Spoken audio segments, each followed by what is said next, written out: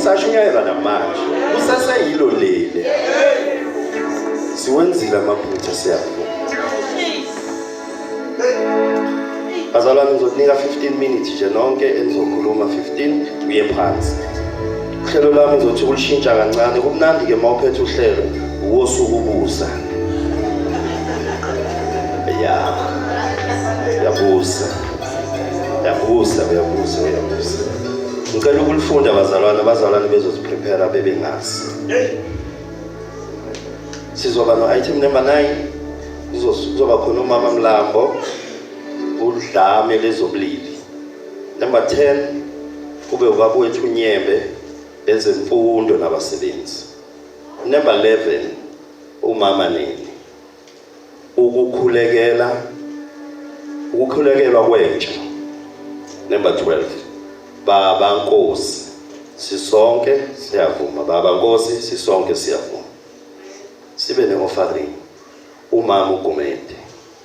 Kube ne-worship team item number 14 bese kuba ni-praise and worship lecture sifundo ke lesibazalwane. Ngidecide nje ukusinika udokotela wethu uDT Mkhwanazi. Makuthi wena bewazi ungixolele namhlanje yimi koshaya umthetho manje. Bese semoni yethu sizoyinika udokotela wethu uGE Nxumalo. Amen. Sizosukumisa umama wethu umama Mlambo egameni lenkosi Jesu Kristu. Amen. Kwayelihle. Liphakanyisiwe ezulwini emhlabeni ngaphansi komhlaba. Liphakanyisiwe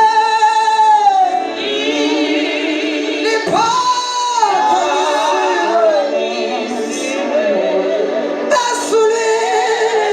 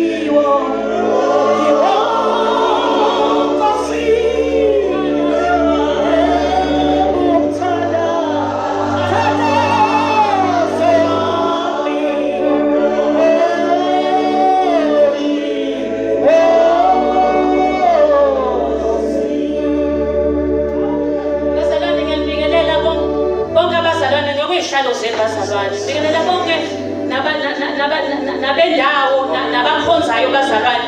Isihloko engizokhuluma kuso bazalwane, isihloko esiqhayi. Ngoba abanye bethu siphila ngaphansi kwaso. I-gender based violence bazalwane. Isihloko nomunye siyamthinta. Ngoba ngaphansi kwalesihloko kunale ihlokane ezithi sizokhuluma nge-rape. Ngizokhuluma nge-domestic violence. Ngizokhuluma nge-sexual assault. Ngikhuluma nge-emotional abuse. Ngikhulume nge-financial abuse. Okay bazalwane, sengiyaqala ke sengiyangena. Ngicela wonke umzalwane ahambe nami ngoba le ndabana iqhaye ngizoyixoxa. Kodwa ngokusiza uNkulunkulu bazalwane ngizoyixoxa. Ngaphansi kwe-rape bazalwane.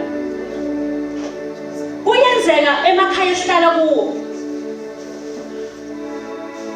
Ube nomalume nje onenhliziyo embi. Malume abone nje wesifufuzane kwengane, abone khalele. Into esiyenzayo thina abadala ke esihlupha ngayo, ufuna ukuvala ihlazo lasekhaya, kanti ulimaza lo yamntwana.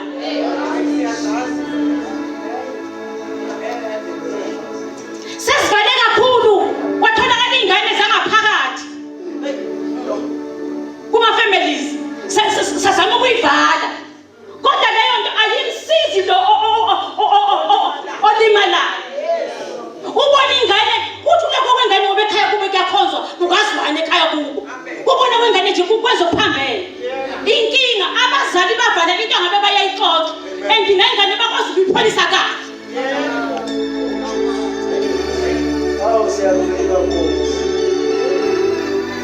Bese ngizokhuluma nge-sexual bazalwane assault. Ila upartner wakho enokuba abuye akubozomele athi uzomnikeza namhlanje uyathanda uphansi.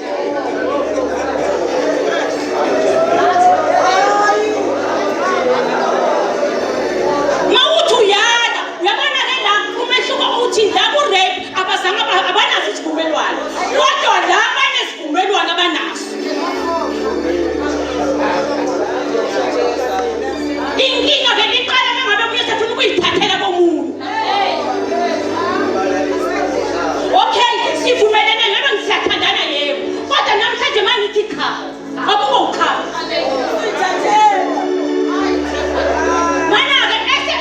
Mana ke emva kokuthi aseyithathele, uyazi besenzani? Esethembisa ukukushaya bongafuni. Athembisa ukubulala ngoba wena ufunanga. Bangakhabana nazo inkinga la. Upartner wakho atshela ukuthi uzomnika namhlanje. Wale mali futhi ngiyifuna.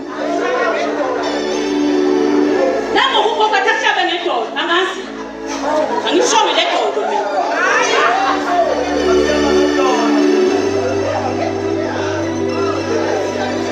Bese siyahamba bazalwane isikhathi sami nginaso sincane ngabe siyaxoxa. Ngihambe ngiyoko emotional.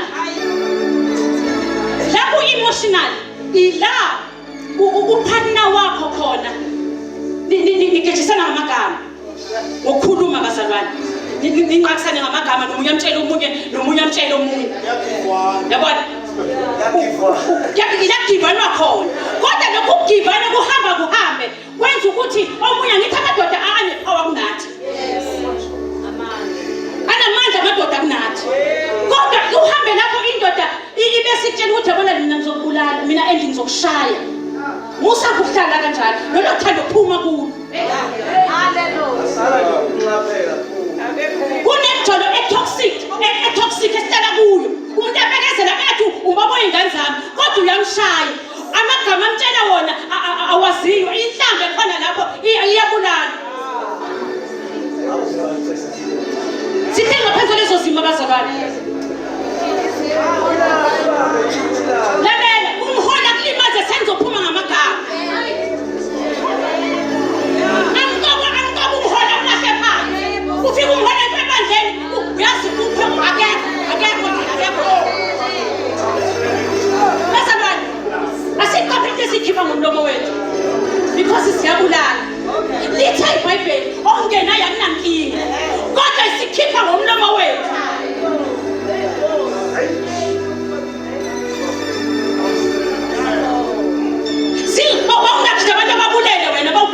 empilweni yakho wena. Abantu akhulume kubo baphuma usebandleni. Akhishwa nguwe. Sukhulume wathi kodwa mama ngikhokhela nenkinga.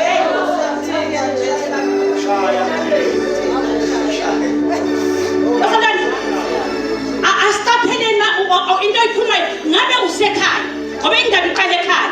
Ngabe usekhaya qaphela nje ingane zakho into ngoba nomama uma ngabe eqala nje ukasuka usekhipha inhlamba. Endila ngaphansi kwa-emotional kuphuma nalento ukhipha neziko. Ukukhula komfanyana siyabona nje ukuthi ulimele kona. Uyazi linyazwe yini? Uma wakhe uxabene nobaba wakhe bese ekhipha isibongo enganeni. Ulimane kwengane uyabona nasesikoleni akuzo mawuthi uyabomisi uyabizwa nasesikoleni ukuthi uyafika ekhaya ufika ekhaya ukushanga induku ukuthi wena uzwa wena. Kanti izinto wena mzali oyikhuluma enganeni ezimenza ukuthi noma phakathi kwabanye angayibone ebalekile. Bawungakhika abantu wena okhulume zonke izici zabo. Nanokuthi umuntu kakuthemba uxoxela indaba zakhe. Usebuya izowizwa ngomanxumane. Unxumane naseyotheka uyifaka amaflawa wakhe. Niyabona ukuthi i-abuse ikhona yonke indawo.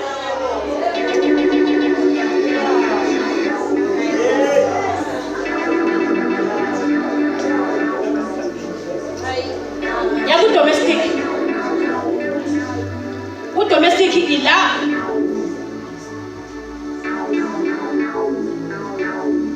angazi noma ngizothi abashadile ngoba ngathathi ibhidele bona kakhulu ngoba bahlala nabo vele.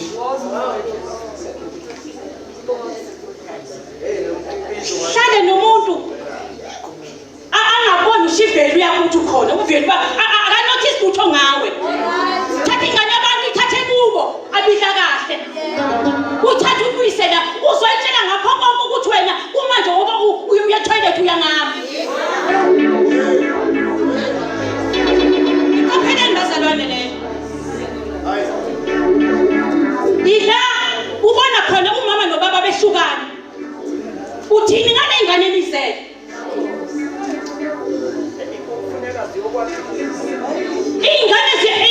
Ingane ze-divorce zisenkingeni yokuthi zikhula azazi noma zihambe ubaba zizemthanda kanti nomama nazo ziyamthanda. Bazalwane ukuthi uNkulunkulu kwehlukana nje bazalwane noma ngabe ngisemjolweni kodwa kwehlukana futhi makuzokuba khona ingane.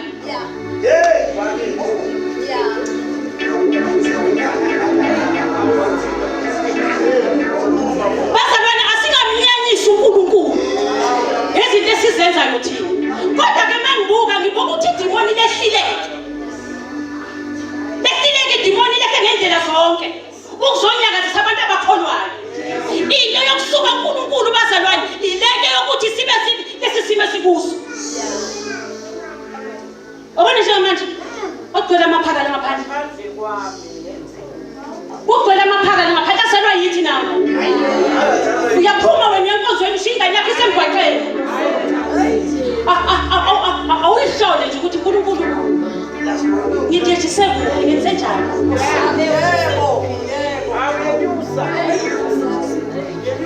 Into yenza lokho sibe nenkinga engane. Inkinga yokuthi phambi kwey'ngane zethu emakhaya senza urongo. Fika ingane okuncanyana nje uyakhulisa uhamba nakho yebo nasemthethontweni uyabuya ntambama uthi wena thathele bhakethe hamba ochela uthini engane wayiconfuse.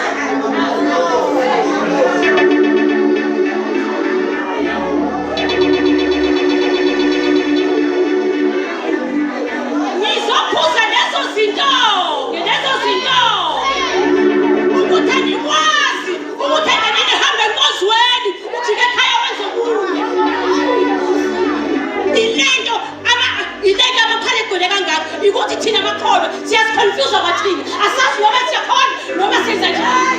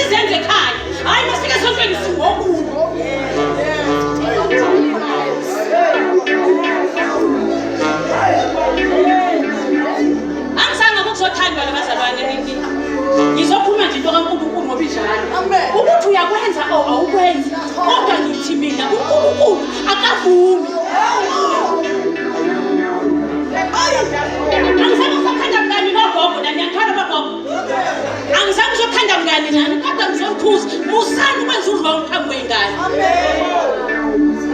Akuthembe ingane yakho akushiye nengane yakhe. Athi uzosala uyinaka nosebenza eGoli. Okwengane kuyazenzela kuncane futhi engabe kusanikeza uthando ekuseni esikolweni cha wena nje upheka umbhede udisinemfu sakho uthi yenza bani na imoto ngaphandle.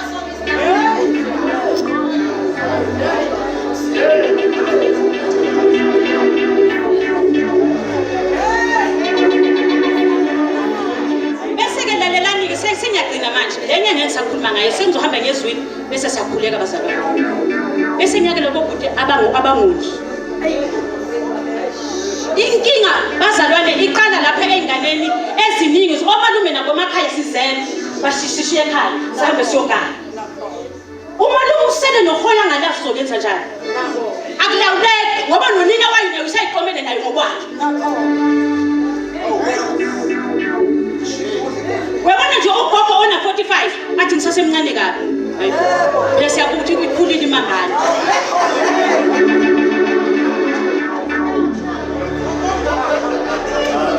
Lento ya abuse iqala lapho ngoba ingane ayinokwa muntu. Isele ingane ekhaya unina kepha usemjolweni wakhe uyishiye zodwa ingane. Uqhamuke uthelo kwamakhelwane uyazi phela ukuthi la futhi akuvalana nesikhiya sikho. Angene phakathi umfana. Ayirape ingane yakho. Wena duku. Uthi senodla manje bazalwane. Salani nenzela ingane zethu umusa. Siyacela. Ngizobacelela nje salani senodla noma ngabe awutoko okutheni ke kodwa zama ukunelisa. Noma ungakayithobela ungathaki uyithola.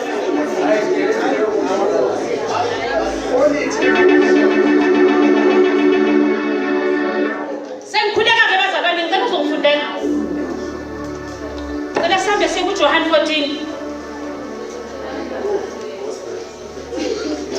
Ivangeli ngokaJohane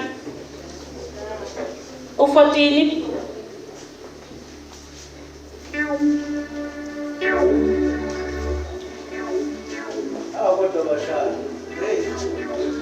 sizofunda 27 lena angifundele ufundayo. Ukuthula ngikushiya kini. Ukuthula kwami nginipha khona. Akunjengobupha kwezwe. Ukunipha kwami inhliziyo yenu mayingakhathazeki. Ingesaba. Ngizothi sesemthandazweni uJesu lo useyahamba ubela kubaba wakhe. Uthi ngishiya nokuthula. Bengizothi mangabe sizo emthandazweni umuntu nomuntu ngamunye uyalazi uhlupho lwakhe. Awuhambe uyoxoxa nenhliziyo yakho. Uthi ngicela ukuthula. Unyaka uqala uthi yazi ngicela ukuthula. Sezikhona zonke izinto kodwa ngicela into eyodwa.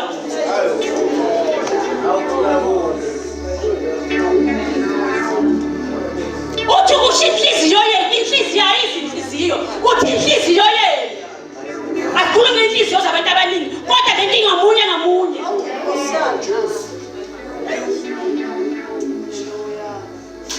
Bazalwane uNkulunkulu wasethela uJesu ethethela ukuthula.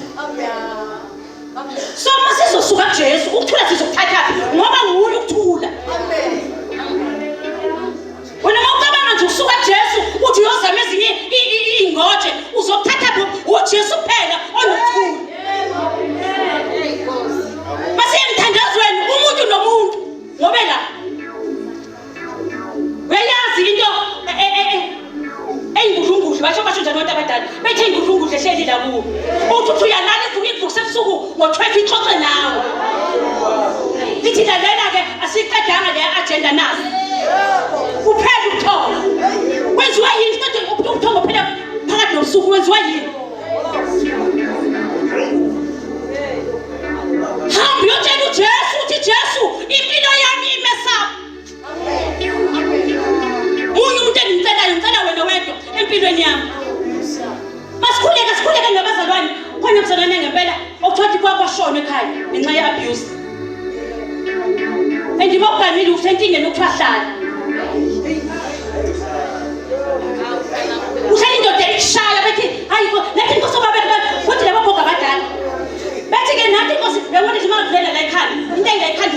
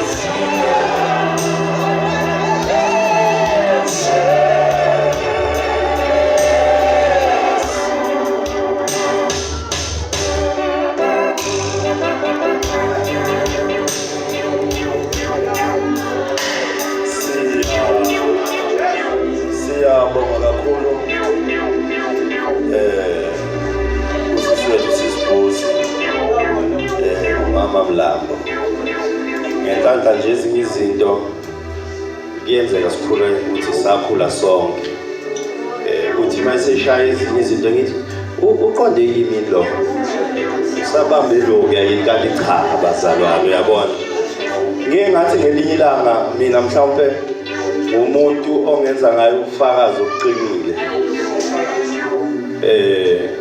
Mina ngibingayile ndoda le ngiyaxolisa ukisho lento bazalwane. Akekho engangithi uphuza ukudlula mina emadadeni. Mina bengumuntu ophuzayo lesithathu lesisihlanu umgqibelo. Futhi mase ngiphuzile ngishaya imoto ngiphaphama eThekwini ukuthi ngifike kanjani angazi. Ithi ke manje ngibambile bese ngiyaka bamnqumalo 4 ekseni. 4 ekseni. Ngifike ngithi asithule nje bamnqumalo ake sithule nje asithule Zulu ngefihla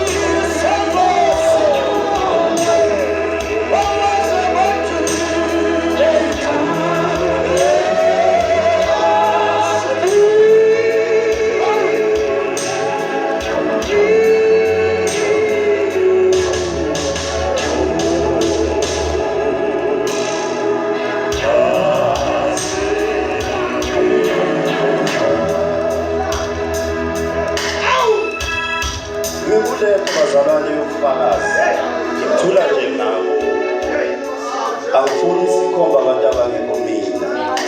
Ubufakazi bokuthi uNkulunkulu uyaphilisa abazalwane. Ziningi izinto engiphume kuzo nje.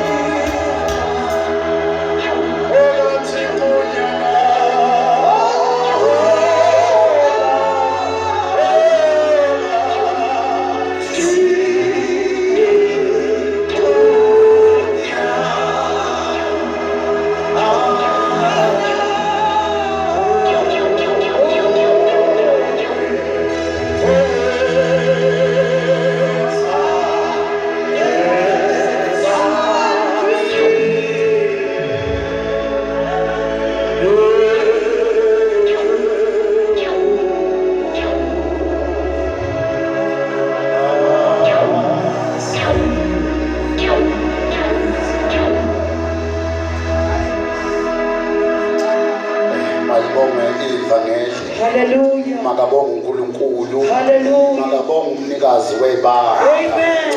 makabonga uNkulunkulu bayizingcwele Jesus. kuba kabi ke ungene nje emva kwento efana nale sicabeka kancane ke singasazi bekithemba lakho kuwe thuthuseke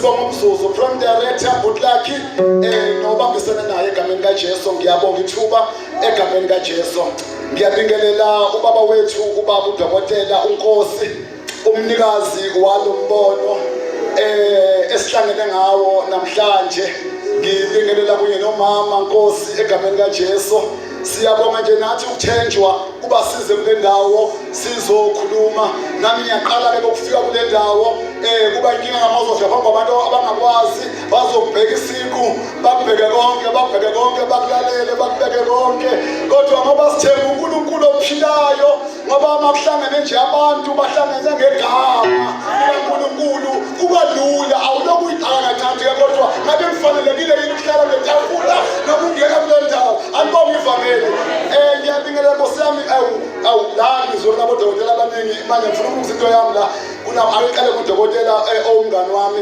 ngiyabingelela dokotela uNxumalo umprofeti wezwe umprofeti ke lo ngoba kumele kancane siye kulento yoku-understanda ukuthi uNkulunkulu onikana izinto okanye onikana iphiwo ngibingela i-540 mangisho njalo i-540 yonke ngiyayibingelela Nkosi yami ngokwama-ofisi awo ngoba ama-ofisi lawa enikuwo ku-540 ninikiwe yena loyo wehla waphinde wanyuka nguye owanika abanye hayi bonke wanika abanye baba baprofethi wanika abanye baba bapostoli sangayigcoba nje ukuthi umpostoli uyibike konke kodwa onikanayo uyena esikhuluma ngayo ayibaba ivangeli awukosa bese mbingelelake abaphathi bamasonto ayese bangabiyezana ngamathayitli abo angafani o-chief bishop ungababiza-ke presiding abaphathi bamasonto-ke amatrend amasonto awuyabingelela nanonke kumasonto onke enikuwo lawo-ke niyaphana nje mhlaba imihlangano niphane nofawundayo oqalayo nje anifuna ukuba yini niphane nje okweni kwesonto lokho asinankinga siyabingelela egameni kaJesu ngibingelela nabomama bakabo Nkosi yami abomama Nkosi nababa abasazazi amathayitli yabo ngoba bagana phela lasayoni phela mawugane nje ubishop nawe somama bishop noma uthi uyabheka ubishop khona engumama kodwa semele nje ahambe njengoba amkhanile naye ubishop sabafana nje lapha amathayitli awusabingelela awunehlukela basana semele kukhuliyela umntana abantu namavesi nabangekho azama ukukhuliyela ngoba kuyothiwani umama mphathi akakwazi kusho awukhulumeka nje naku ukuthi-ke seniyabizwa ngamathayitli kodwa nana nikho kuwo Alibonge ivangeli sibingelela abahlabeleli abasihlabelela kahle nabangaka egameni kaJesu sibonga uNkulunkulu osihlelelele inkonzo esikuyo sibingelela wonke amabandla ngokuhlukana kwawo kunamafraternali le ndawo mina ngibuya ngapha emaplazini eForcrest ngifekela ngafunda ukuthi-ke kukhona amafraternali kukhona oTrinity ubaba bazobawashilo bawabiza wonke-ke inhlangano lezi ngicela ukuthoba phansi kwazo ngaze thiwa ngimela phambili ngangahlonipha iy'phathimandla ey'phethe amafraternali asibingelele baholi bagcotsha baNkulunkulu ngiyehla ngogcobo nami ngihlele ezansi la ngibekwe khona ngoba u-organizer kaZayoni no-organizer kokukholwa kwethu kufuna kube khona abantu abazohlala kula matafula lawa balungise ngoba kuwe kwenzeka abapostola abahambe endleleni abaningi kuyaswelekela ematafuleni abazohlala benze okunye ngoba abanye babenza okunye kwathiwa sifuna amanye amadoda ahlakaniphile azohlala ematafuleni abhekane nalo ngoba thina sibizelwe izwi sabizela ukukhuleka manje uhlalela imali nokuhlalela ukwabela abapofu kuyosihlula akubizwa abanye manje sabahlonipha amatafula abekiwe makuhamba nje umsebenzi wenkosi alibonge ivangeli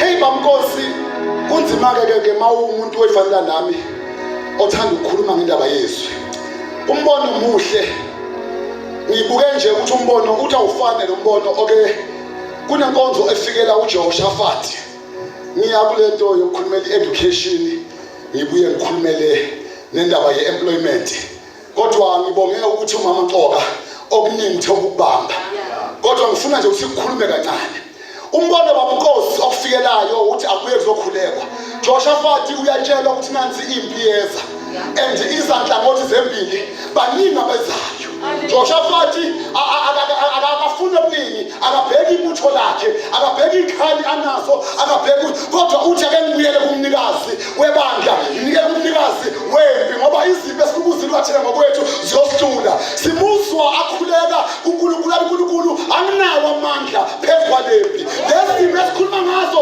ze-GBV mama Mlambo lezi zama-rape lezi esikhuluma ngazo ze-unemployment lezi esinazo ngazo ukuthi babonke ukuthi-ke asinawo amandla phezu kwalezimo lezi kodwa amehlo ethu abheke kuwe uNkulunkulu njengoba sizela sibheke kuwe uNkulunkulu asinankinga ubangakhi abezayo asinankinga nempi ezayo asinankinga nekhefu kodwa amehlo ethu abheke kuwe wena sizela siyoshikelodwa uNkulunkulu abantwana bethu abasebenzi abantwana bethu bafundile kodwa amehlo ethu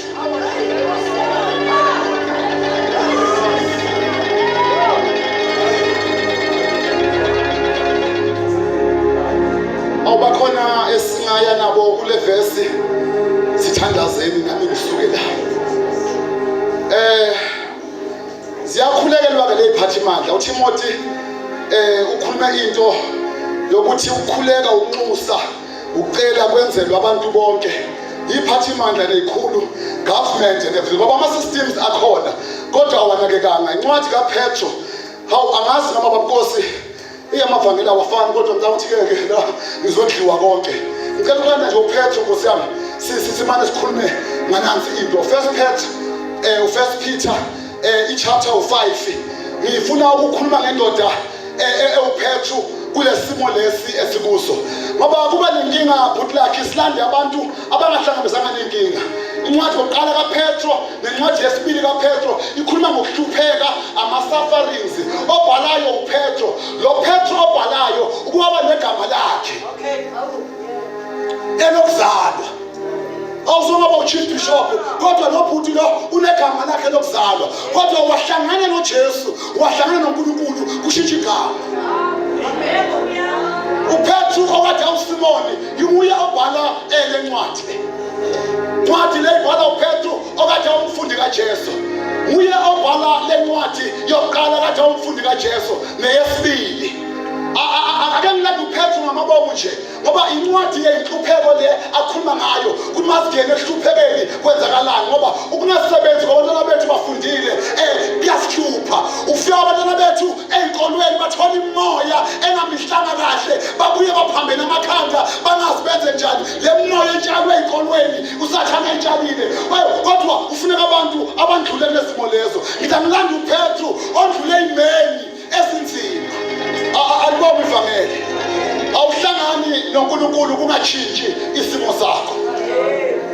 uPetro unamaphutha akhe, sengisho uPetro unamaphutha akhe endleleni. Iphutha lakhe ucela kuma la uma uthi unamaphutha akhe endleleni, ngoba awukwazi uma ikhono ezohamba endleleni ungabanga namaphutha endleleni. Sabe endleleni sibuyiswe emaphutheni ethu. So uPetru, ngithi angilanda uPetru amangababhala uzomuzwa mayibhala la ukuthi akubhali nje umuntu ngokujwayela ukubhala, ubhala ngezimo abuya kuzo. Alibonge ivangeli.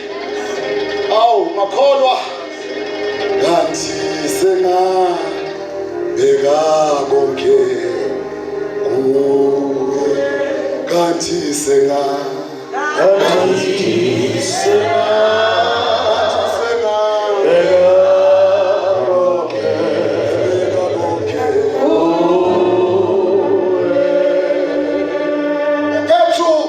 njengoJobe ukubhekana nezimo ezinzima, wabanjwa yinto yokuthi uJesu ke wamtshela wathi, Petro usathane uphumile, ufuna unihlunga njengokolweni.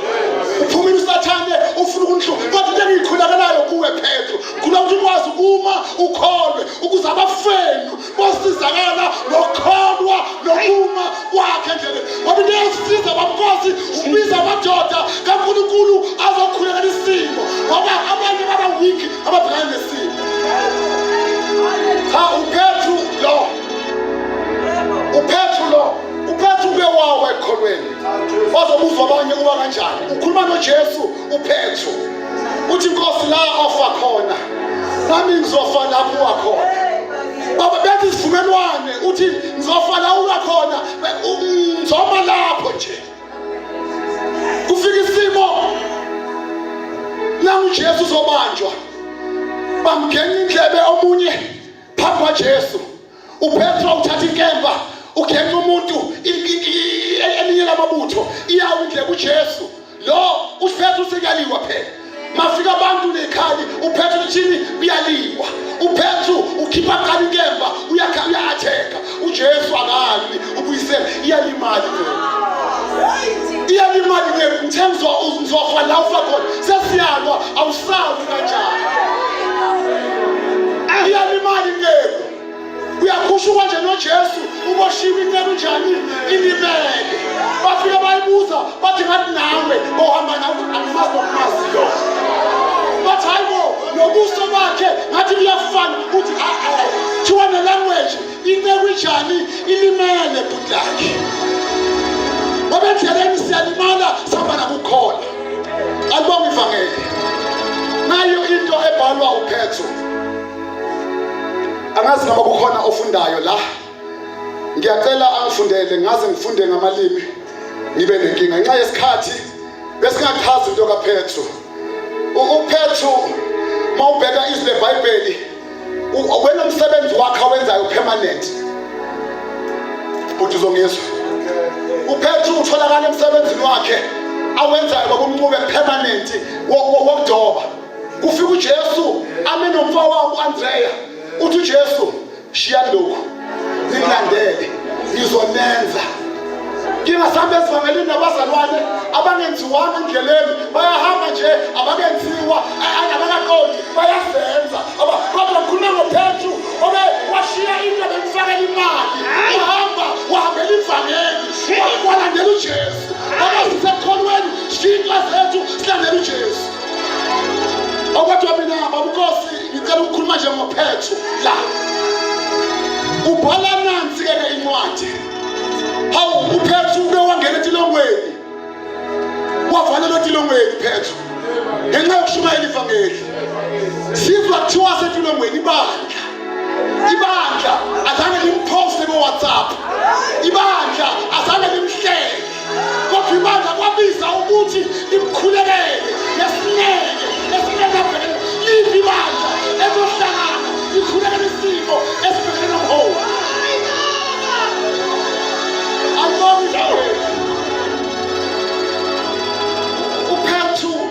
uPetru kuncwadi yezenzo uPetru o-understanda ukuthi-ke yena besubmitha kuJesu manqumala. Mayithi uJesu hambani nihlale nilinde. uPetru mangabe bahlala eJerusalema uyakwazi nokubona abafuna kumholi ozobona endleleni. Sibona uPetru abona ukuthi no kasiba u12 sekushoda u1 asithola wesi12 ukuze ivision iqhubeke. Bankosi ivision oyiphethe awunamadoda angayibona afuna uyithatha kodwa aqhubeki nayo. Kodwa uPetru wathi kumele ukuthi siqhubeke siba u12 njengoba kasimisiwe siba u12. uPetru loyo uPetru ufike ulahla into yokuhawela abantu. Makaqala ukushumayela uPetru uthola ukuthi ethempelini kunendoda eyishosha emanjalo ikhongozela. Petru ushinde yodwa isiliva negolide uzoqeda lento yokuthi kube khona abantu abathi banazo izinto obokhuluma ngazo mama ezingasebenzela kodwa badepend ukuthi bangabheka kwabanye ngoba sikhonza nabo bayakhonza kodwa ama-expectations akumholi ophethe ibandla akuwekho uthi uphethe isiliva igolide asinalo ngegama likaNkulunkulu ngegama likaJesu ophila sukuma. Awusicela sukumisa abantu abanama-degree abahleli basalokhu bakhongozela, abantu abahlezi bangafuni ukuyofesa kodwa bazi ukuthi-ke isimo sime kanjani ngaphandle. We understand our education system ayihambi kahle. Ngicela ukukhuluma lento leyo ukuthi isiliva negolide uma ushilo ama-resources okugcina ezakwazi aphelele kuwe kodwa bazamile abazali. Bakhona abantu abasha abangathi Nkosi sicela ukuphuma siyozama nathi kule simo lesi. Siliva negolide kunegama likaJesu. uPetru obhala la asiye la kusithandazeni na umthandazo kaPetru. Ngiyacela ofundayo bemthamlane nje ukuthi kungani ngithi-ke asithathe na umthandazo. uPetru obhala la akafikanga kalula la uPetru. Alibonga ivangeli. Ngiyacela ofundayo maye khona mayengekho nami sengazama nje ukupatanisa ngifunde ngoba la kukhuluma isizulu esiqondile sami ngenzeka singahambi kahle. Sizocela ofundayo first Peter uchapter u5 mangenzeka siqale ku7 maybe sizokwazi ukuthi sibe noma siqale ku6 ngenxa yesikhathi asiqale ku6 verse number 6. Ngalokho zithobeni phansi kwesandla sikaNkulunkulu esinamandla ukuze aniphakamise ngesikhathi enze njani aniphakamise ngesikhathi esifanele. Akusisakho isikhathi esomnikazi wesikhathi. Ungenzeka ulindile akwenzeki kamakhelwane kuyenzeka abangani bakho kuyenzeka kodwa uPetru uthi-ke isikhathi esifanele siyeza. uPetru loyo uJesu ke wathi phezu kwaleli udwala ngiyalakha ibandla lami kodwa kwaqhubeka uJesu phezu kwedwala kwaqhubeka uJesu washumayela uphethe walinda isikhathi sakhe sokuthi uJesu aqede ibanga lakhe aqale wakhe umsebenzi inesikhathi into kaNkulunkulu siyofika sakhe isikhathi kodwa inkinga yakho mawayithoba phansi kwesandla mama Mlambo ukhuluma ngokuthi inkinga yethu sikhonza nabantu abanama options bazalwane ubambe ngapha ubambe ngapha kodwa uPetru obewathi manje uJesu nami niyafuna yini ukumshiya wathi singasuka kuwe siye kuphi ngoba manje kunabantu abangasuka kuJesu baye entweni zabo bayozama futhi kodwa yilo uPetru loyo athi ke sithobeni ngesikhathi esifanele ngesikhathi esifanele ngenze kuyenzeka kuwe kodwa ngesikhathi esifanele wena ubona ngathi sifanele ngoba unama degree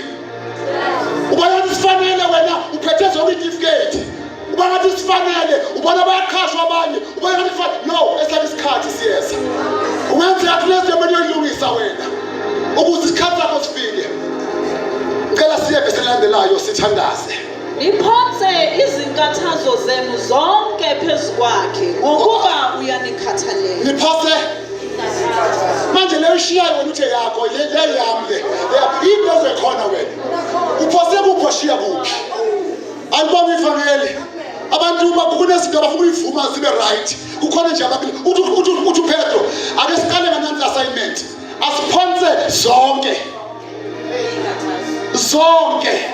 yingabe uTimothy athi uPaul mayekhuluma kuTimothy ke ningakhathazeki ngalutho kina yethu ubizwe ekhathaza ngento ngana control uzuthuka abantu ubhala kuma status yonke into no kuyakhathaza phosa kuNkulunkulu ngoba uyajani uyathisela lokho nje kule ndawo siyophosa siyazamile ngemzamo yethu sifakile ama CV akhambi kahle akuyi lutho uhleli nabantwana abasebenzi baningi kodliwa nguwe uthi uNkulunkulu namhlanje asiphose zonke usukunyaka asiphose konke kuye ayibonga ivangeli ngiyacela sisiwami ufunde iverse yokugcina u8 sifunde no9 sicele uma Mnxumalo Nkosi yami uyazi naye makungekho umama kami uyoba stand by ngoba nguye ozothandaza ke la cha ngikaniwe nami Nkosi yami sekuthi nje inhlelo ayifani ngihamba la ngihamba nabafowethu kodwa ukhona ke umfazi kamfowethu uzongisiza la thandazeni uze ngingenzi konke qalibonga ivangeli ngifundele asakhuphuka nje eza ngapha Qondani nilinde isitha senu usathane siyahamba njengebhubesi elibhodlayo sifuna esingamgwini yabona phaya noma ngobamba lento eqondani understand sama nabantu abanjani abangana understanding ukuthi akwenzeki ngoba nakusathane umile emane sikwenze sizokhuleka last verse sisiwami nami bese ngiyasuka kule ndawo belanani naye niqinile ekukholweni sima sinjani athi mayebhale libande seCorinthians 1 Corinthians chapter 15 uverse 58 athi bathandekayo yibani ngabagqilileyo abaqinile abangaqegiyo enkosini nazi ukusebenza kwena enkosini akusiyo ize yibani abanjani abaqinile nabagqilile kila yakho ukhona nje ngoba nabu ibanga lokuqala yanjiswana elesibili uyahambisana kodwa ube umzalwane oyayimela sifisa ukukhuleka abazalwane nisaphakama nima ngenyawo qondani ukuthi usathana umile uyabonga njengebhubesi asimele ekholweni have that understanding ukuthi nakuwe kuzokwenzeka nowakho umntwana usuku 25 ongaphosa nje konke abantu abami evangelini masingaphonsa konke ngoba yena esikhathalela siphethwe ama-depression today siphethwe i-stress sithatha siyabalisa ngey'nkinga ezingaphezu kwamandla ethu understand uthi understand and sithobeni ngaphansi kwesandla iqonde into eyodwa uthi noma sithi siyenza nosathane uyaplena emiyazazi into esiyifunayo kodwa thina kwethu asiyeni uNkulunkulu with understanding sho njalo moya yebo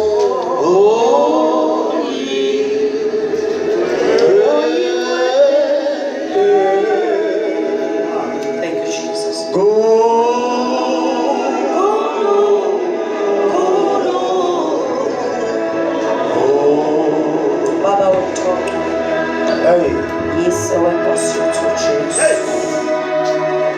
Wena wedwa inkosi Master Jesus. ungubayede igama lakho. Sibona uNkulunkulu ofana nawe. Ungubaba kithi. Thank you, Jesus. Baba siyabonga ekuseni emini ntambambo nguJesu. Thank you, Jesus. Akekho ngafaniswa nawe. Vele indlela yethu iphelele. Makukhona wena uNkulunkulu ophilayo. Izwi lakho linamandla kithi. Izwi lakho liyaphilisa. Izwi lakho liyisibane enyaweni zethu. Wena wethu inkosi yamakhosi. Bayede inhliziyo yethu iyafakaza ithi wena unguThixo. Namadimoni sike sawezwa efakaza athi wena uyinkosi. Bayede uNkulunkulu ongcwele. Bayede dwele lensindiso yethu. Bayede uNkulunkulu ophezu konke. Ukhazimula Jesu uyababazeka emhlabeni wonke. Wena wedwa udumo lonke lungo lwakho. Wena wedwa uyayibonakalisa. Jesu wena wedwa uyingcwele. Siyabonga Baba, siyabonga uNkulunkulu wethu. Thandazo wethu yiwo lowo Nkosi. Thandazo wethu, thandazo wethu. Baba siyayinikela kuwe. Siyehla uNkulunkulu ophezu konke maphakame wena. Baba igama lakho lihle emhlabeni wonke. Igama lakho linamandla. Masibuka izintaba uNkulunkulu sibona wena. Masibuka ulwandle uNkulunkulu sibona wena. Ngaphandle kwakho akwenzekanga lutho. Sondelani, sondelani hlanganani. Sikhule ke Baba izwi lakho lihle kakhulu. Izwi lakho liyaphilisa. Lisiphule emsendawo yaseLibanoni. Wena wedwa unguThixo akabonakala ongafaniswa nawe. Baba indawo yakho iphelelisiwe kithi. Baba ingqondo yethu ukube wena ukho ngabe ayisebenzi. Amehlo ethu ukube wena ukho ngawe waboni. Inyawo zethu Nkosi zihamba kuwe. Bayede uNkulunkulu uthathe indawo yakho kulesi sikhathi. Celo zethu zonke mazaziwe Baba njengamanje siphonse ikhathazo zethu kuwe. Hulamaya yele basika uyababazeka ushaya. uNkulunkulu wamandla onke, uNkulunkulu ophezu konke, uNkulunkulu wena wedwa. Hallelujah. Siyabonga.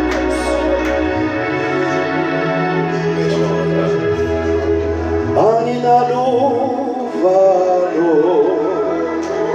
lokushisa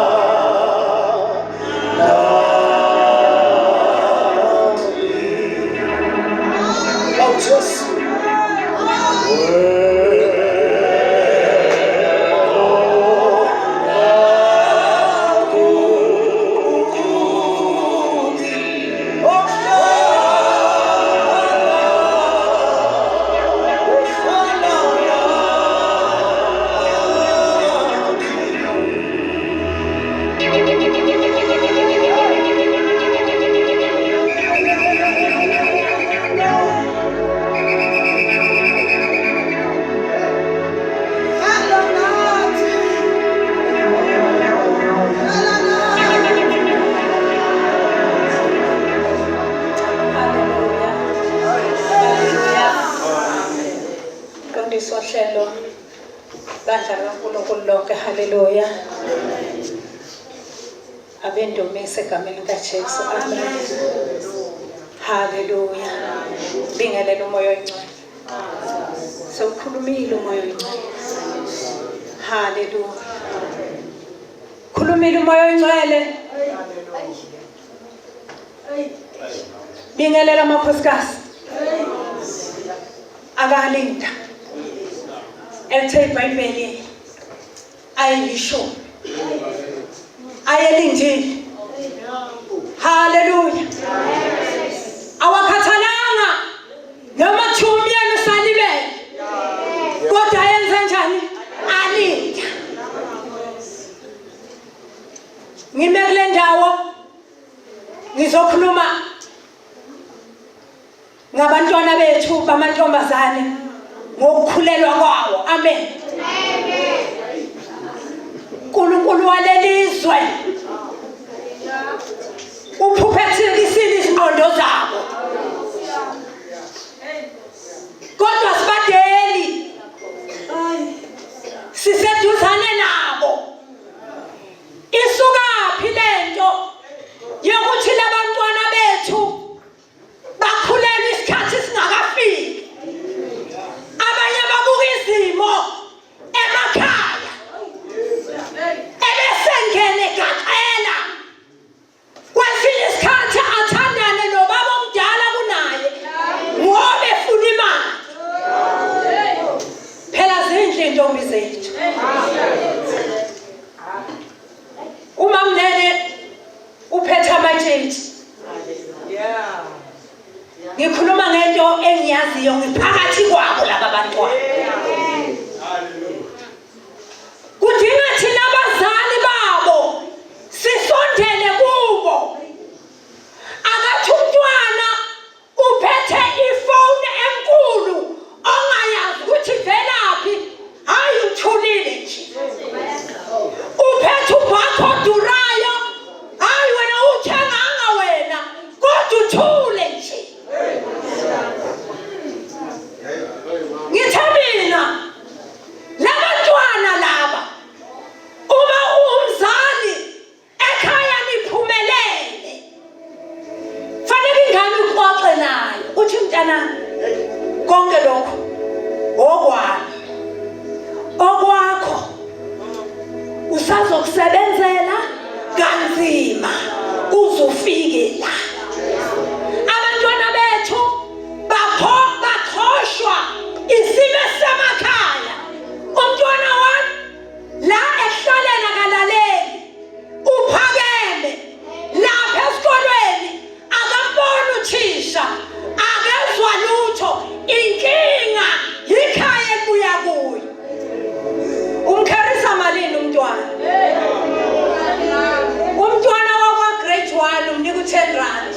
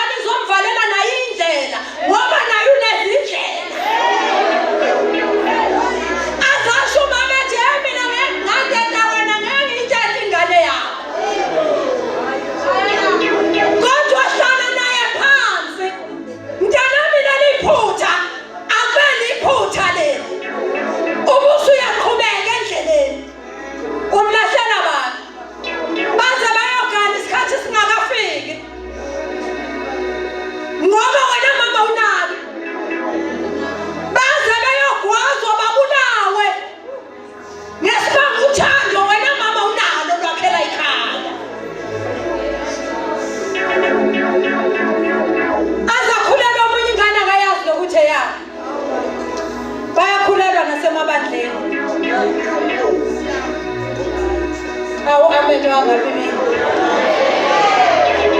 Kukhuleliwe. Iveli ngane. Oh, hallelujah. Libandla lithule. Libuka isiphongo. Namadlebe. Ukuthi lesi siphongo ngathi sikababunene.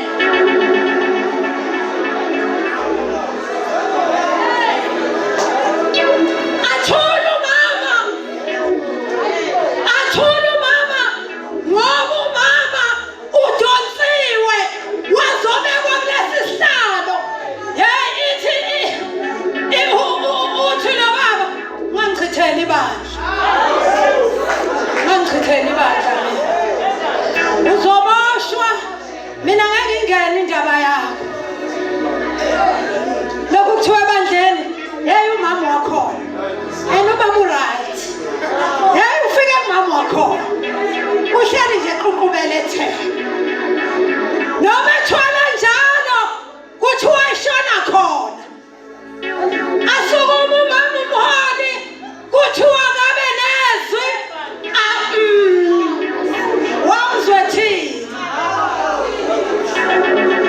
angithi usayibonile ingane yakwakhe la ebandleni nedwa wakhela umyeni wakhe ibandla yayi ngabazwa laba bathi hayi umele usudle emhlambini asihambi kanjalo sihamba ngokukholwa akhona mine amile ngezinto akhona mine amile ngokucindezela abantu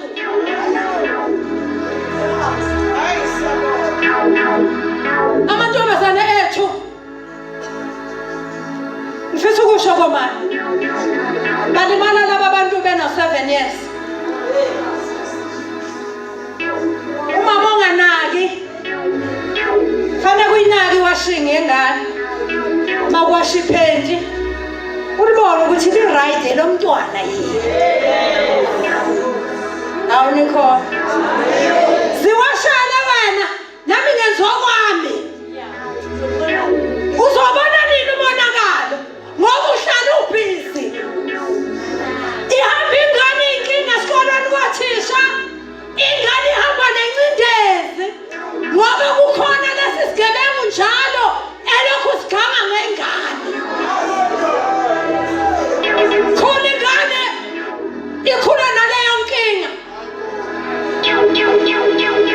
bese isikhathi uyathola ukuthi ingane ilinyazwa la ngoba umendo wakho ubambe ngengane angithi bakhula kahle lapha bayizitubutubana hambile umama onganaki hambile asala shingane nesigebengu sethi yazi wena yazi umiseka mama wakho nje yazi mangibuka wena unjena nje athi ithi ubaba bona amabele ithi ubaba hayibo kodwa ungamtshela ubani umama ngoba unomona yena ngithi akasafani nawe ngimbuka nangendlela akuthethisa ngayo wenza ingane yakho isitha kuwe suqalile nawe umama oyisula uthi kuyigqoka kanjani nogqoka nje ikete imfishane yini wena wagqokisa yini njengoba ugqoka nje njalo nje makhuluma nobaba wakho uyahleka uhlekani qalimbi isikhona ngoba umama onganaki funa ukuthi ngalinye ilanga ukuwisa iwardrobe uthi bhe zonke impahla uthi akeke apheke kabusha khona into ozohlangana nazo kuba la umntwana mhlawumbe una 14, 15, 16 uselinyaziwe usiyamthatha wena usuthi kuya hey phela ngoba sekunje angeke usakwazi ukuhamba namatshentshi hlala nje la ekhaya ingane lokho ithi mama ngoba mina ngiyafuna ukuya ngenze njani sifundisiwe ngakho ngoba ungene kule nkinga hayi ngenhloso mlethe sihlale phansi naye sixoxe naye sithi lokhu kwakuliphutha kodwa ungaphinde siyamelekelela ngoba labantwana bethu bagcina bezibulala ufice kwesikhathi uyedwa lokho ahlala wedwa yini wena kanti kunalento ahamba nayo babheka abantwana bakho bafunda abantwana bakho ukuthi maye nje kunjani maye nje ngiyamthanda uJesu Jesu sifundisile nangabantwana ukuthi umntwana maye nje siyambona nje sithi oh lo unenkinga enje lo unenkinga enje asimyekeli asimlahleli ngaphandle ngoba uJesu ufuna lokhu osedeliwe noma okudeleleliwe okuthiwa lokhu la akukho lutho la kuyaluka la kufiwe kodwa uJesu afike ethi umsebenzi wakhe uphile ngiyamthanda uJesu umezothi yena athulisa athi uJesu yena umuntu ungena ngaye abesefumana ihlelo awungeni bese uyama kodwa uyaphuma ngoba kuyinkinga yabazalwane abathi masebefika khona bangahambi ngoba ukukholwa yinto ehambayo akuyona into emile uyahamba uphume ufumane ihlelo mawusufika ehlelweni yidla phela ukuthi ufika ehlelweni kungabisile yikholwa lakudala ikholwa elingatshelwa lutho kuvuka mina kima kushiwo lokho sibekezelela ngoba phela uyanikela angeke uze kuyeke phambili ungekho kodwa inkambo iyaphikisana usikhonzisa kabi kodwa ngoba kunokuthi kodwa sizomshonisaphi sihamba nawe nje balimela abazalwane ukhona oh haleluya sizele umkhuleko kule njalo ethayizwe Nkosi uMoses wayevama ukuqoqela abantu ethendeni lokuhlangana ezofuna uNkulunkulu sizofuna uNkulunkulu kunezwi encwadini kwabaseFilipi 4 uverse 6 mawami kwabaseFilipi 4 verse 6 ingakhathazeki ngalutho yapha kukho konke izicelo zenu mazaziwe nguNkulunkulu ngokukhuleka nokumusa kanye nokubonga sasize sagula ngoba ezinye izinto sizithwalela thina sinamandla ukuthi lokho mangikhulumile kodwa namhlanje izinkosi lizosazisa zositshela ukuthi masingakhathazeki ngalutho kukho konke izicelo zethu mazaziwe nguNkulunkulu haleluya bazalwane uthatha uzugule awu haleluya uzuya eklinika kuthiwa yini gogo mama iBP yakho yenyukile uyathetha nje ngabo abantwana usezophinde futhi uthole ingane indlela zakho ayilungile kungukuthi hlala naye phansi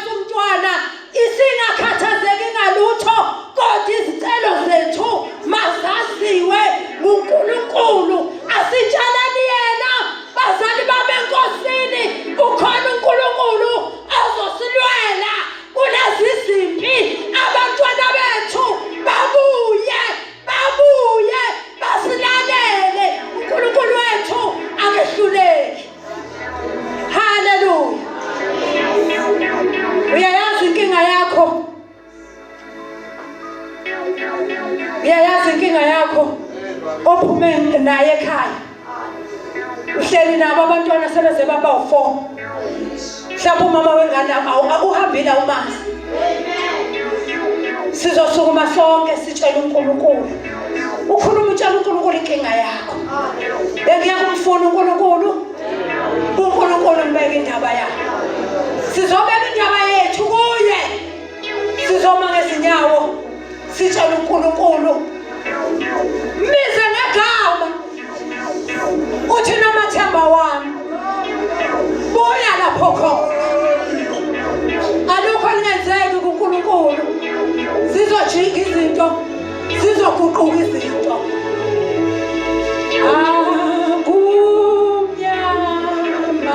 Akumnyama.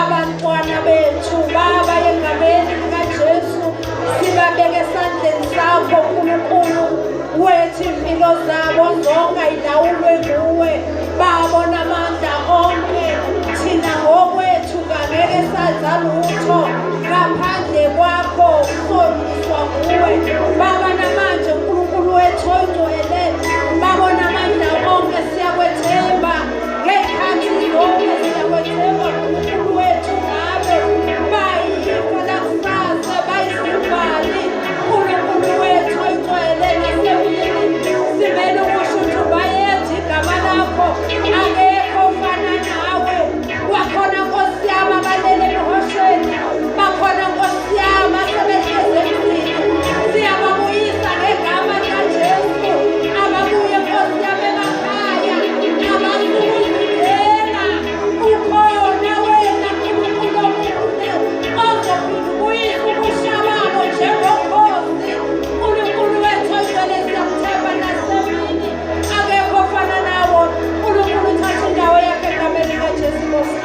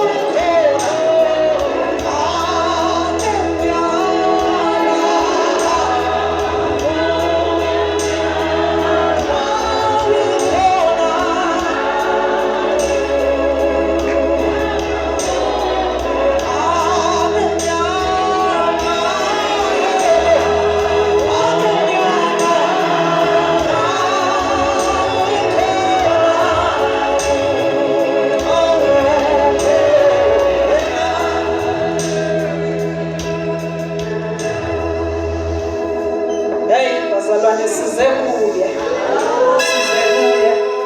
ngihleli lapha noButlaki ngithi mina ukuthi nje angilokhu ngithrow amagama yabona kodwa angeke kuze kwenzeke ukuthi impela ngihlwelwe mhlambe uma Nxumalo akhona nami kunabantu yabona Butlaki ngiyabazi yabona angeke ngihlwele uma Mqoka akhona ukuthi nje angeze bakhulumile bazalwane bakhuluma inhliziyo kaNkulunkulu sikhulekela kakhulu ukuthi kuchitheke the spirit of offense niyasaza ngithi bazalwane athi akhuluma uNkulunkulu inhliziyo yakhe ubese uba offended that's a spirit esizosibamba ngoba bazama ukuzoku-offenda bazosisiza bazalwane usizakala ngokuthi uceda ukushumayela olandelayo asize wena futhi nathi silana siyasizakala abaqondanga ukulimaza kodwa ispirit of offense siyasibamba bazalwane sonke siya kuNkulunkulu bazalwane ngokulandelayo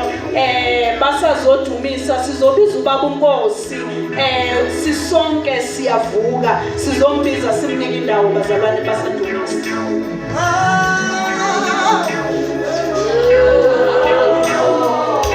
Yesu Yesu Yesu langa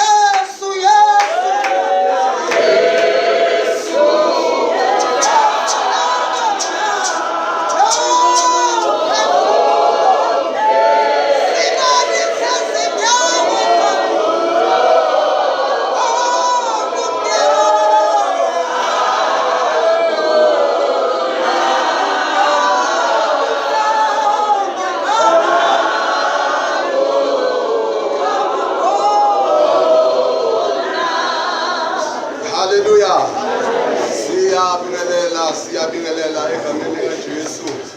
Ngicela ukuthatha ithuba ngibingelele kakhulu. Amen.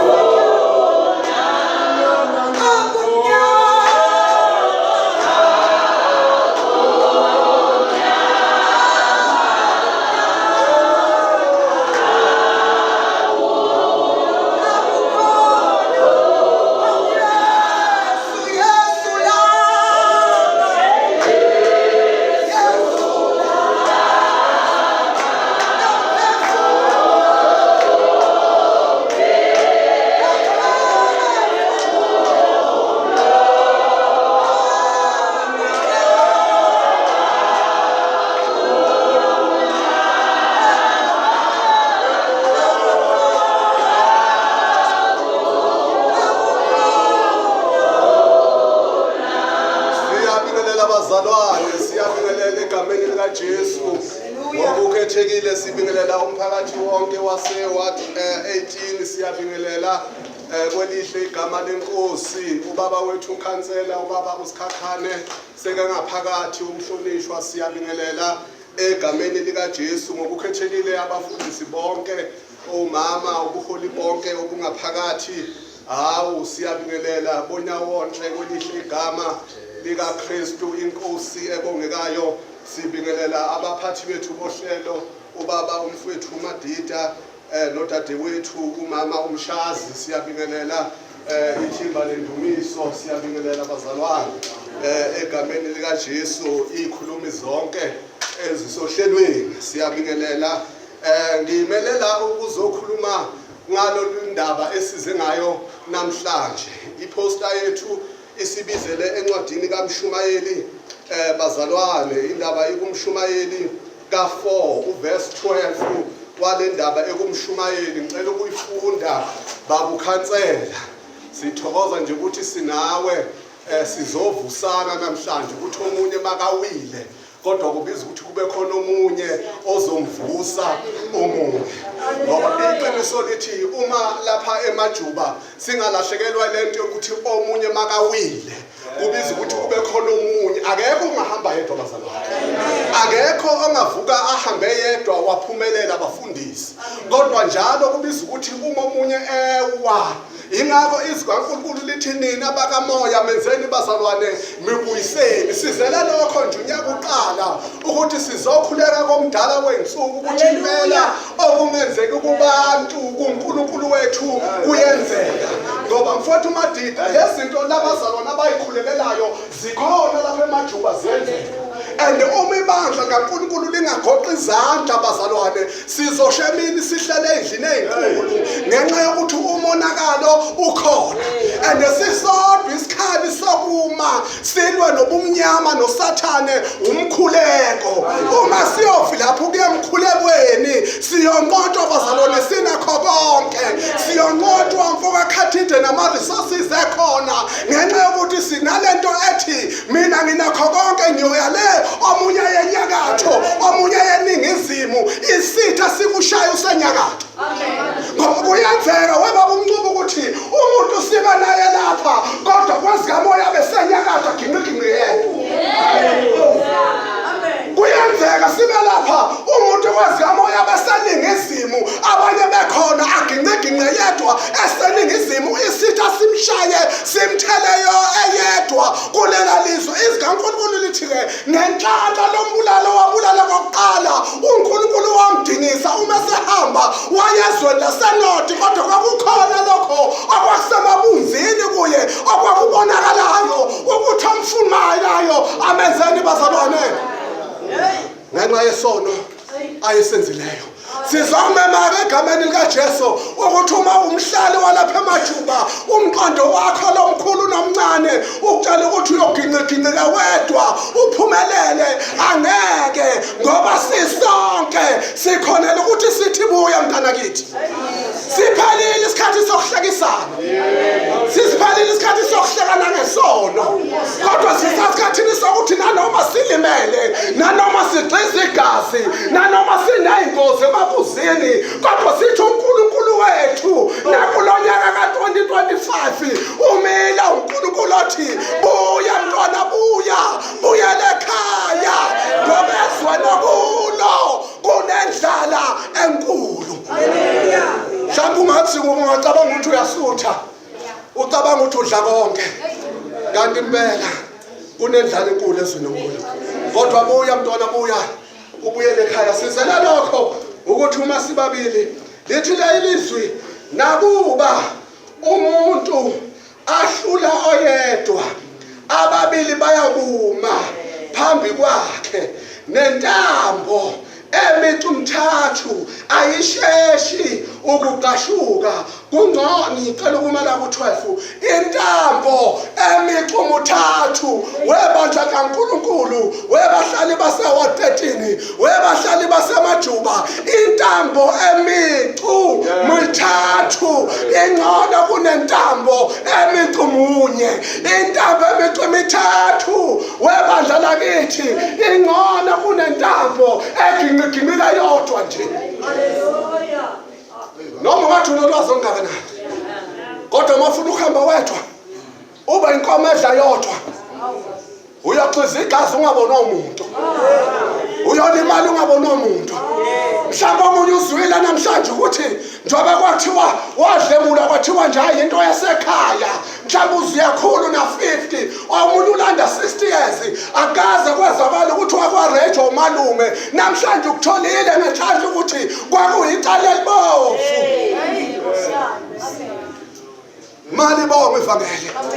Sizasho lokho-ke egameni likaJesu. Yile nto-ke sibizele lapha abakukhansela ukuthi sizosho ukuthi impela bazalwane basemajuba sike sihlaleni sibambane silwa nesitha ngoba uma uhamba wedwa uma ucabanga ukuthi umoya uzonqoba wedwa angeke. Izwi likaNkulunkulu elithi kunezono kunezifo ezibizwa ukuthi sihlanganyele kunezifo esingeke sayinqoba noma ungakhuleka kuguga amadolo uyivalele ekamelweni kodwa kuyabizwa ukuhlanganyela endlini kaThixo ngoba inyanga webazalwane ayizilaphi nodokotela kuyafika isikhathi sokuthi aye esibhedlela kwabanye odokotela bayompopola ngoba udokotela akaphenduli ipopola ipopole yena kodwa uyababanye abaphethe ipopolo bafike bathi asihlolisisise wabakhona abanye odokotela mali bonke mfana ukuthi udokotela kusho ukuthi uyidokotela wena kodwa kube ukuthi ihlanganyela emzimbeni kaKristu mali bonke ivangeli bazalwane intambo emuntu munye iyaqashuka intambo emuntu mbili iyaqashuka ngaphandle kaKristu sizathu sanethuba lokubiza uKristu lokumama uKristu empilweni yakho unethuba lokumukela uJesu abe umsindisi nenkosi empilweni yakho uyi-understand lento yokuthi intambo emisha umuthathu webandla likaThixo ayiqashuki le ntambo emisha umathathu njengoba siqala unyaka iyokwenza ukuthi uvuke baba ukhansela ewodini lakho ungaphathi igulane zodwa yabo waphatha abantu abafile ewodini iwodi lonke uwathathini uneyigulane la kufiwa lapha engqondweni kulelwe Yesu kaNkulunkulu lethi encwadini kaIsaya uprofethi uthi vuka wembatha amandla akho weSayoni. ISayoni ke bayachaza bahola ukuthi akuyena umuntu ogqoka izinto ezigreen nezimhlophe neziblue kodwa umuntu ophila ubungcwele akunandaba ukuthi ukuliphi ikereke kodwa nje umephila ubungcwele bukaNkulunkulu layo muntu iSayoni ngoba uNkulunkulu bazalwane wayenza lento yokuthi iSiyoni sibe isifunda sakhe. Amen. Amen. Yezwa uNkulunkulu lisho njalo. Ngamagama lento yeSiyoni unephathi nje lokuthi ugqoke into ezigreen kanti uphila ubungcwele. Babuye. Evokros kwazi ukuthi uSayoni kanti nje hawu bantu. Ingubo ezigreen ubungcwele abukho. Umuntu okhanyana kube yiSayoni nokhakhe. Umuntu ogqoka amasuti kube uyiSayoni namasuti akhe. Ngesizathu esodwa sokuthi uphila yini bazalwane ubungcwele iSayoni ngiyazi ukuthi mhlambe sibaningi iSayoni lapha uma usathana satshela ukuthi iSayoni wuwe kuphela nesigqoko ungaphila ubungcwele unamanga yabo baba mfite bakhona usondele Dokotela Ndlovu asazi bafuna ngodokotela nali bandla lazi ukuthi liZayoni nje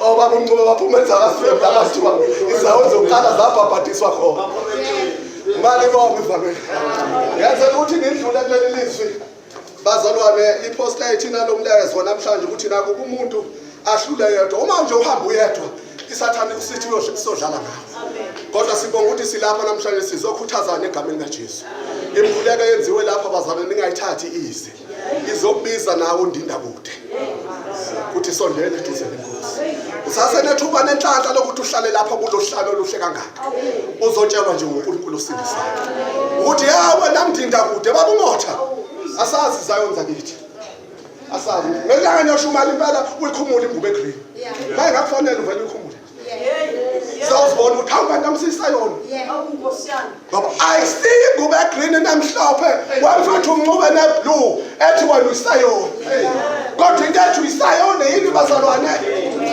Yesu kaNkulunkulu elisho njalo mali bonke uma buka izwi kaNkulunkulu umphathi uhlelo likhuluma ngogwengwe olunamazinyo amathathu iBhayibheli lithi enkonzweni yobupristi njalo uma umpristi ezonikela umhlatshelo wenyama inceku yompristi yayithatha ke lento le imfologe namazinyo kanjani amathathu uma inyama ibila ebhodweni angazi ukuthi uzoyizwa le ndaba ngoba mhlawumbe usabila namhlanje neduku lesonto sasenyama ebila mhlawumbe ubila nogreen uma ibila le nyama ibila ngokublue ibila le nyama ibuyile ibila nasudu mina ngisuka ngibhendika ngena yonke indawo nasemasudwini nyaya yamazi into ogqoka amasudu onamasudu ongasindisiwe abuya muza sama la sabingelele nje yayinhle inceke kodwa dololo mali bonke ifakele lithi lalizwe lanceke yompristi iyeza basalwane nalemfologe emazinyo amathathu ifike lapha ibhodo libila ibhodo yesu kaNkulunkulu lithi ifike ihlabe yebo Angithi ngifuna uyibona lento ethi hayi bazalwane uma umuntu umthathu kunzima ukuthi uphuke noma uwe kodwa kubiza ukuthi namhlanje uma ungakaze wamukela uJesu mhlawumbe utshelwanga lento ukuthi uyoguga udlala isonto Yebo. Amen. Yebo. uma nje unenzondo udlula umuntu othakathanga niyafana umuntu othakathanga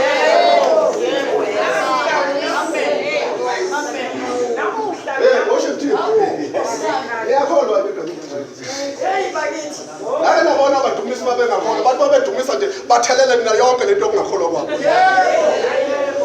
ngoba umoya uyathathelana lapho sikhuluma ngezifo zikamoya ukuthi singayiqeda nya imajuba zindlule ze-forecast baba ngoba umoya uyahamba nje mathi uyabuza mfokanyamba ukuthi lesifo sivelaphi thiwa sivela le majuba kwababa unxumalo babancane lokuhlangana babengaka bakhuluma ivangeli lokukitaza abantu umdlalo sonto lakasingakitazi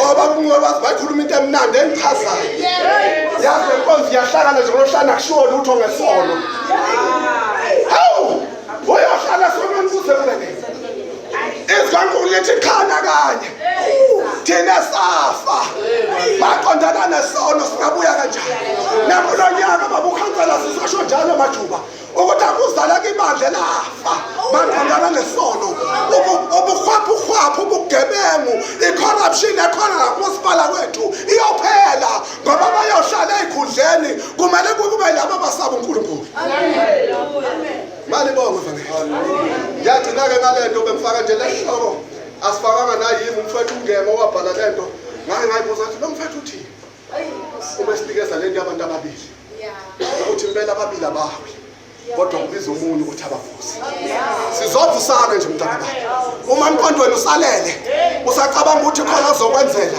uma sibani ukakhuluma baba wami noma into okavuka usenzele vuka wenzeni usenzele abomama sebekhuluma kangaka ukuthi abantwana benu badlengulwa kangaka nje ukuthi abafuni ukuvuka abazenzele amakhesi angaka alento leyo dlame lasemakhaya nanani enziwa ukuthi abantu abafuni ukuvuka uzenzele kukhona abantu abavele bayoganga nje wathi muhle yazi ngase ngokuthola umendo nguthunyelwe ogundwane kanti akanaki ukuthola umuntu akavuka azenzele impilo izomhlula endleleni Nkosi musimbusise bandla kaThixo yilokho egameni likaJesu babudlo bonke sibonge kakhulu ngalehloko sibizwe lokho bazalwane nami impela ngahamba ngacela baba ukhansela ukuthi siyacela ukuba la ngenxa ukuthi siyafuna ukusho emajuba ukuthi impela mawuhamba wedwa uguquza wethu uzoba ungabi khona umuntu ovusayo kodwa sithi majuba wa13 ihlanganani senze ukuthi sikhulume ngazwilinye naku Kristu siye simzimba munye ngoba umzimba kaKristu akalazi iswe lile akalazi inyawo lile kodwa wazi umzimba munye uma kukhulunywa ngalento lena kukhulunywa ngento yobunye kukhulunywa ngento yokuhlanganyela emzimbeni kaKristu nanoma izinto zikhona uNkulunkulu muhle egameni kaJesu inkosini ezikahle amen